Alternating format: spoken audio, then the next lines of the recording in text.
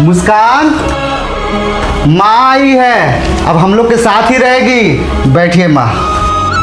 बहुत कर लिए नौकरी, अब आप रिटायर कर गए हैं, चुपचाप आराम से बैठ के रहिए। ठीक है बेटा। मम्मी जी पानी। बहू, मेरा खाना लगा दो बेटा। अभी खाना बनने का टाइम नहीं हुआ है मम्मी जी, ये 2 बजे आते हैं, उसी टाइम खाना मिलेगा। ठीक है बेटा। बहू, कल मेरा बेटा आम लाया था, एक दे दो बेटा। थोड़ा खाना खाने के बाद आम खाने पे मन को तृप्ति मिल जाती है।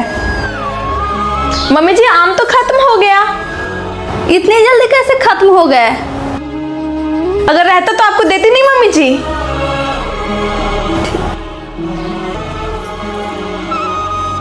बैठो, चलो सोने। दादी कोई काम नहीं करती बेटा जो इनका पैर दबा रही हो, पापा का पैर दबाना। बहू, मेरा साड़ी धो देना बेटा। मम्मी जी कोई काम तो आपको बचा नहीं, अपना काम तो आप कर ही सकती हो ना। बहू, पहले भी तो तुम ही धोती थी। पहले आप जॉब करती थी, अब निठल्ली बैठी रहती हो। हेलो। हाँ माँ। कहाँ थी बेटी? फोन नहीं उठा रही थी। क्या बताऊँ मम्मी, जब से मिट्टू की दादी रिटायर की है यहाँ आकर बैठ गई है। मुझे नौकरानी समझ गई है, दिन भर बैठे बैठे ऑर्डर करते रहती है। अरे उनका सारा धन तुम लोग का नाम हो तो गया, रिटायरमेंट का पैसा भी ले लियो। छोड़ो, वृद्धा आश्रम में मन भी लगा रहेगा उनको। हाँ माँ, देखती हूँ, कुछ तो करना पड़ेगा।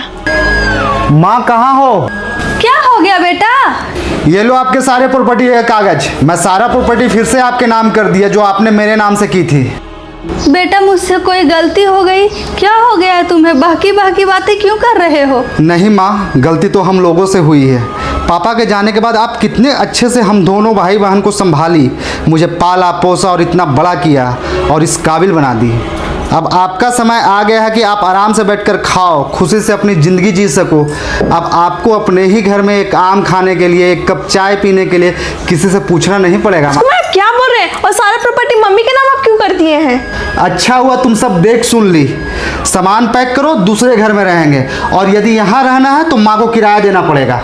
बेटा रहने दे, ये तो दुनिया की रीत है। जो माँ कभी लोरी गागा के सुनाती थी, वही माँ एक दिन बेटा पे बोझ बन जाती है।